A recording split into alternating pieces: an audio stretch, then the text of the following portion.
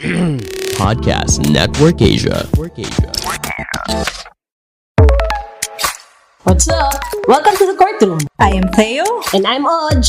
And in this podcast, we tell you stories about people's life, liberty, and property. Kikwentuhan namin kayo about court rulings in a way that will make you understand jurisprudence like a 9-year-old.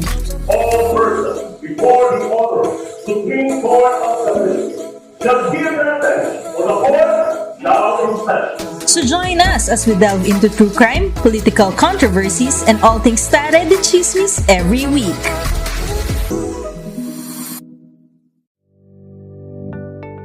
Sinong fictional lawyer in a movie or series ang pinaka-paborito mo, Oj? Siyempre, si Harvey Specter ng Suits. Ikaw ba? Ako si bago to si Kevin Lomax, yung character ni Keanu Reeves dun sa moving Devil's Advocate. Bagong-bago nga. Uy, maganda kaya yung mga movies nung 90s, yung mga legal movies. Ito yung parang golden era ni John Grisham adaptations ng mga book niya, yung Rainmaker, Pelican Brief, The Firm, di ba? Tsaka marami pang iba. Oo naman. Pero alam mo, Theo, what makes those movies more amazing?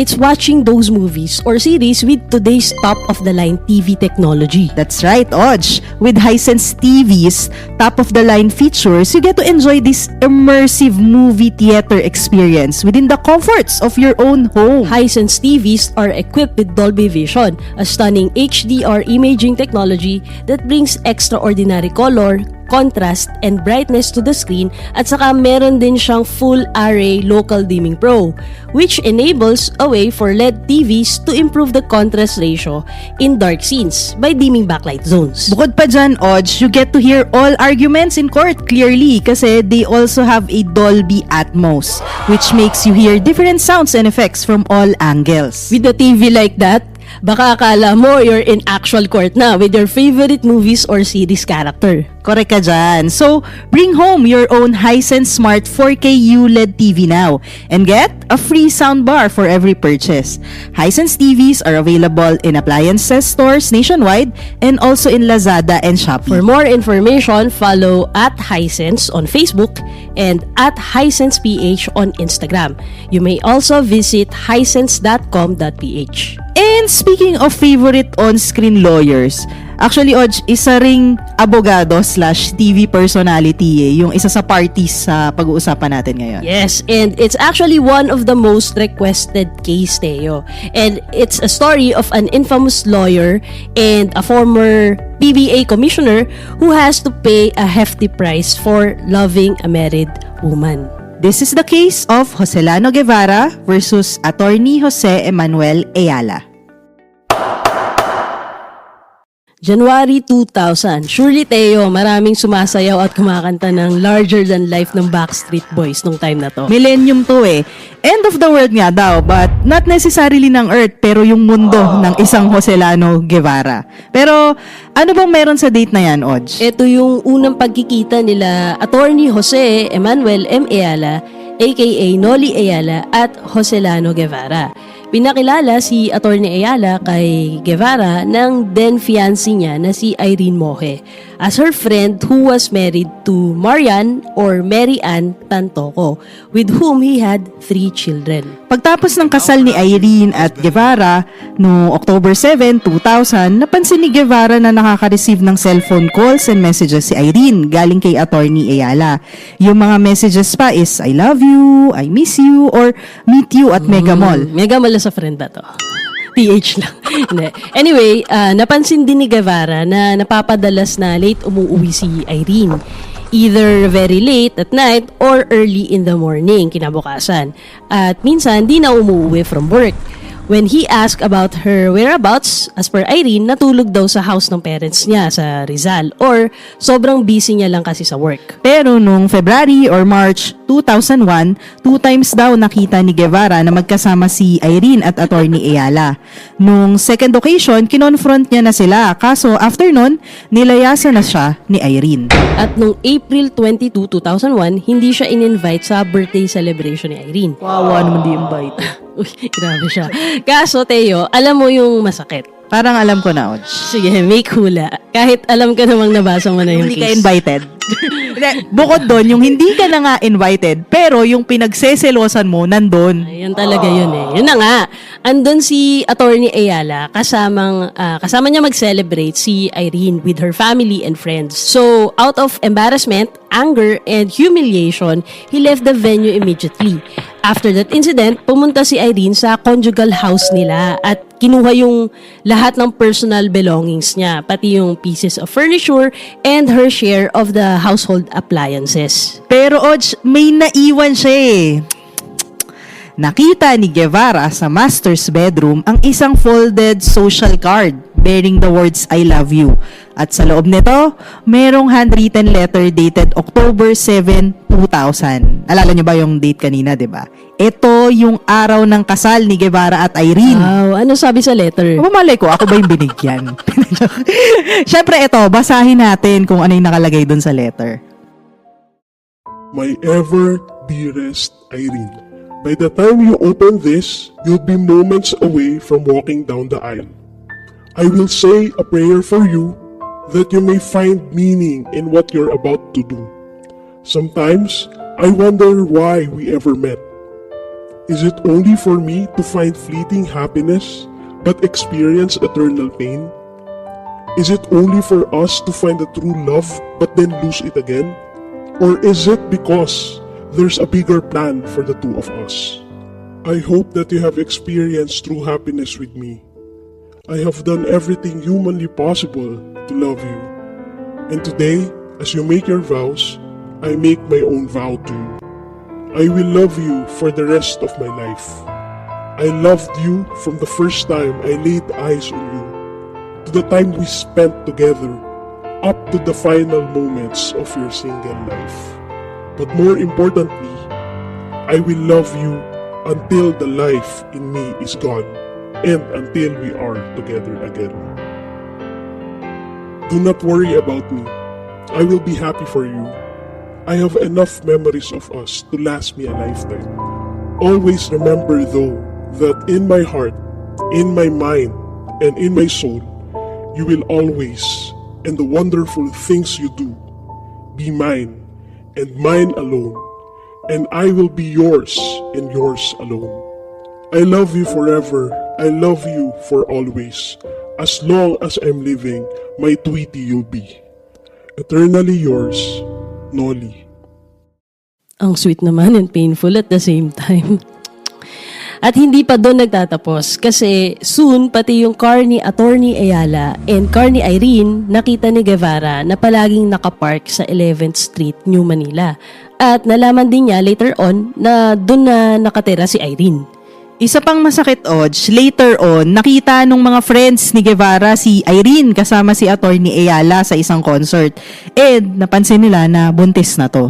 So, Guevarra filed a complaint for disbarment before the Integrated Bar of the Philippines Committee on Bar Discipline or IBP-CBD against Attorney Eala for grossly immoral conduct and unmitigated violation of the lawyer's oath. Sa complaint ni Guevarra, sabi niya, finoflaunt daw ni Attorney Eala and Irene yung adulterous relationship nila. For example, umattend daw sila together ng launch ng Wine All You Can promotion sa SM Mega Mall.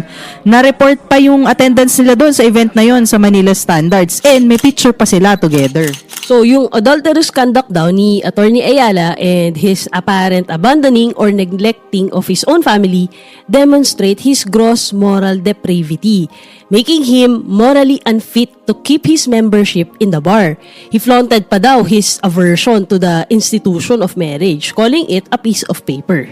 At tong grossly immoral conduct ni Attorney Eala runs afoul sa Constitution and the laws he, as a lawyer, has been sworn to uphold. He mocked daw the institution of marriage and degrades the legal profession. Sa answer naman ni Attorney Eala, inadmit niya na siya nga yung nagpadala nung I love you card na merong handwritten letter niya. Although, dinenay niya na finoflaunt niya yung adulterous relationship with Irene. Low profile lang daw yung relationship niya with Irene and immediate members of their respective families lang ang may alam. At sa mata naman daw ng general public, ang alam nila is legally married pa din si Attorney Eala kay Mary Ann Tantoco. Dinedenay niya din na yung acts demonstrate gross moral depravity, which makes him unfit to keep his membership in the bar. Ang reason niya is yung relationship niya daw with Irene was not under scandalous circumstances. Saka meron naman daw silang civil, cordial, and peaceful relationship nung wife niya na si Mary Ann. In fact, nagkikita pa din sila occasionally in public kahit alam ni Mary Ann yung special friendship nila ni Irene. Pero, inadmit niya naman na aware siya na yung rules of court requires lawyers to support the Constitution and obey the laws, syempre. At yung sinasabi ng Constitution na marriage is an inviolable social institution and is the foundation of the family. So, based naman daw sa circumstances, yung action niya with respect to his purely personal and low-profile special relationship with Irene is neither under scandalous circumstances nor tantamount to grossly immoral conduct, as would be a ground for disbarment. Siyempre, sinagot ulit siya ni Guevarra na nung nanganak si Irene ng baby girl, si Samantha Irene Luis Moje, Irene named Attorney Eala in the certificate of live birth as the girl's father. Though Attorney Eala naman denied having personal knowledge of the certificate of live birth at pinapadismiss niya yung complaint since meron pa daw pending na civil case filed by Guevarra for the annulment of his marriage to Irene and a criminal complaint for adultery against Attorney Eala and Irene na pending naman sa QC Prosecutor's Office. After investigation, IBP-CBD Investigating Commissioner Milagros San Juan found the charge against Attorney Eala sufficiently proven. The IBP Board of Governors, however, annulled and set aside the recommendation of the investigating commissioner. Dinismiss nila yung case for lack of merit. Kaya naman, nag-file ng petition tong si Guevarra sa Supreme Court. And ito yung pending na tanong, madidisbar kaya si Attorney Eala? At ano bang sabi ng Supreme Court sa kasong to? Sabi ng SC, weird daw. Ito ba yun lang, weird daw? Hindi. Medyo oddly something, yun yung word na ginamit nila. Pero kasi, sinet aside ng IBP Board of Governors yung recommendation ng investigating commissioner and dinismiss nila yung case for lack of merit. Pero, hindi man lang daw sila nagbigay ng reason for doing so. Although, sa comment ni Attorney Eala sa petition ni Guevarra, wala naman daw evidence against him. Na sinagot naman din ng SC by highlighting the observation of IBP-CBD Investigating Commissioner na sa answer mismo ni Attorney Eala, sinabi niya na he specifically denies having ever flaunted an adulterous relationship with Irene at ang totoo daw is low profile lang daw yung relationship nila at mga immediate members lang ng families nila yung nakakaalam. At sinabi din niya na di naman daw scandalous circumstances nor tantamount to grossly immoral conduct yung relationship nila. Pero yung mga statements na to is deemed as an admission na meron nga silang special relationship ni Irene. Tapos, isama mo pa yung certificate of live birth ni Samantha, pinuprove lang neto na meron ngang illicit relationship between Attorney Eala and Irene, which resulted in the birth of the child Samantha. Kaya sabi ng SC, hindi naman din dininay ni Attorney Eala yung adulterous relationship niya with Irene.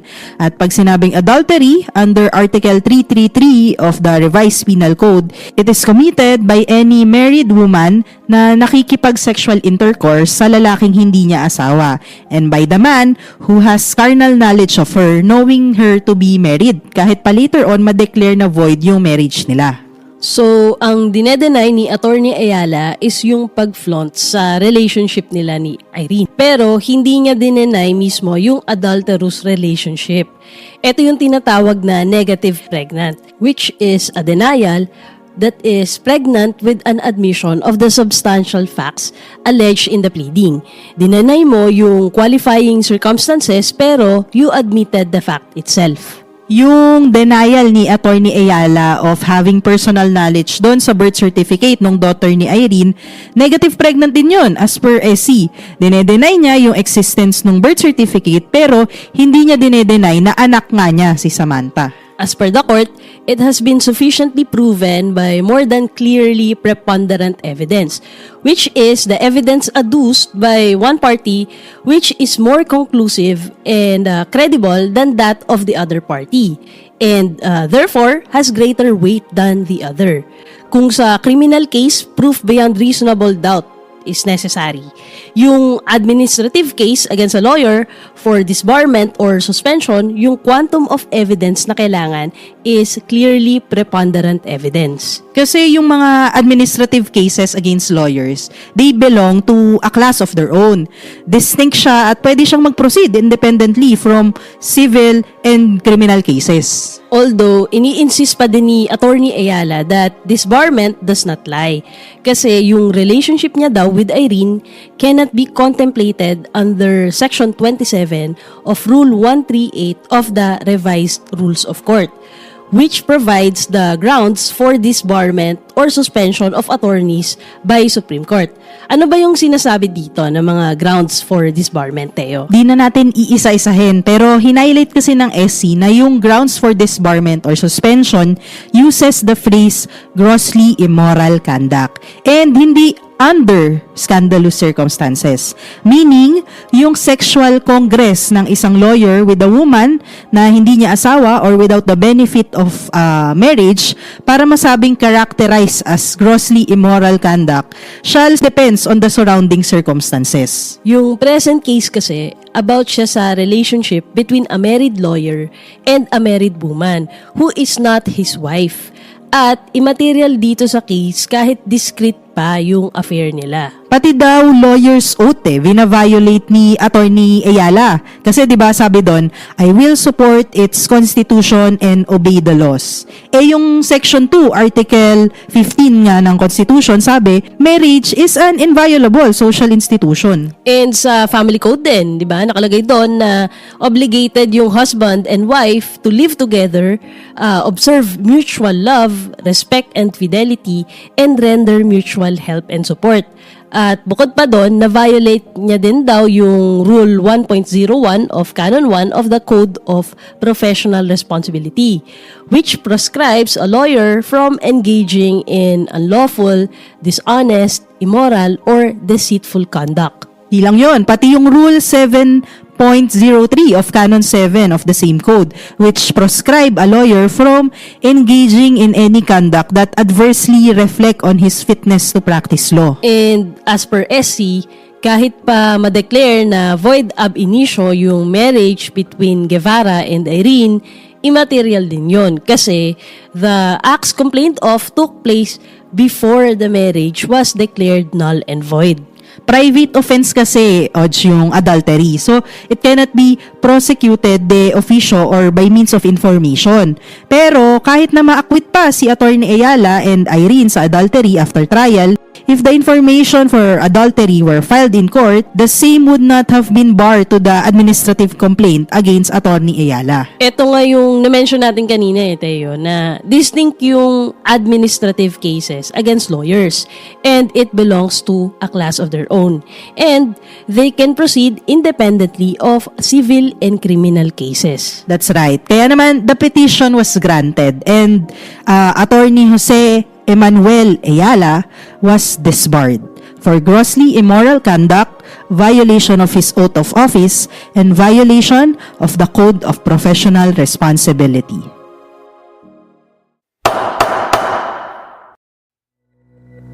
Matanong nga kita, Odge, if you were in that same position to choose whether to be with the person you love or being a lawyer, anong mas pipiliin mo? Ang hirap naman ng question. Pero sige, let me qualify na lang. For one, being a lawyer yung pipiliin ko. Given na in conflict yung pagiging lawyer ko sa love life ko, that may imply na against sa legal ethics yung romantic relationship ko. Pero, if hindi naman necessarily against the law, more of hindi lang naman nire-recognize ng law, I'll choose the love of my life, syempre. Because I am not merely a lawyer who happens to be a human being, but more of a human being who happens to be a lawyer.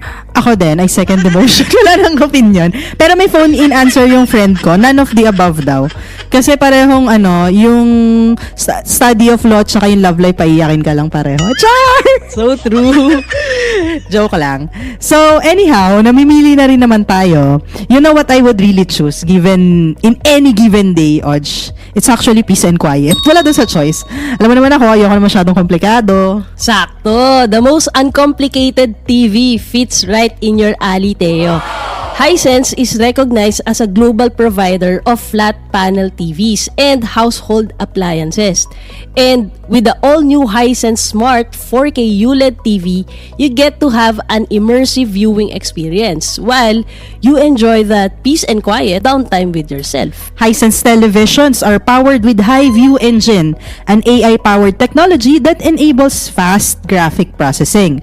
This guarantees the finest image and the clearest motion in all types of content that you watch. Eto pa, Hisense TVs also run on the Vida U Smart operating system, which is fast, easy to set up, and has a simplified interface for easier use. Meron pa tong pre-installed apps like Netflix, Prime Video, NBA TV, Facebook Watch, UEFA TV, and others. You can also access YouTube. So, pwede nyo na din panoorin mga courtmates yung case digest audiograms namin, di ba? Right at the big screen of your new Hisense TVs. Convenient, high-tech, reliable. That is Hisense Smart 4K ULED TV.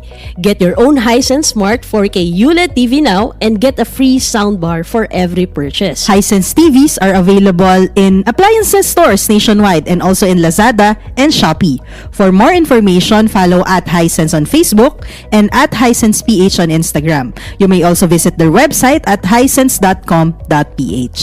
So, before we end, Teo, we of course like to thank Renz, Stephen Ray, Juris Corpus, Agatha Viste, and Lorenzo Munoz for requesting this case. Thank you so much, courtmates. And, nga pala, there's a new feature on Spotify that allows our listeners to rate our show. So, courtmates, if you want to support us and help us keep doing this kind of content, we invite you to rate us 5 stars so we can reach more people. That's right. So, please feel free to message us. We'd love to hear your insights about this case or let us know what cases you would like us to chika for our next episode.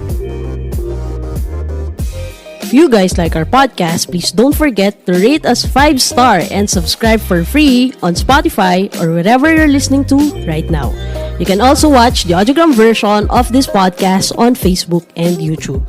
Again, this is Oj and Theo, leaving you with a reminder to always look back in history because precedents shall rule the future. Thank you for listening and we'll see you again in the courtroom.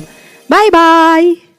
The views and opinions expressed by the podcast creators, hosts, and guests do not necessarily reflect the official policy and position of Podcast Network Asia. Any content provided by the people on the podcast are of their own opinion and are not intended to malign any religion, ethnic group, club, organization, company, individual, or anyone or anything.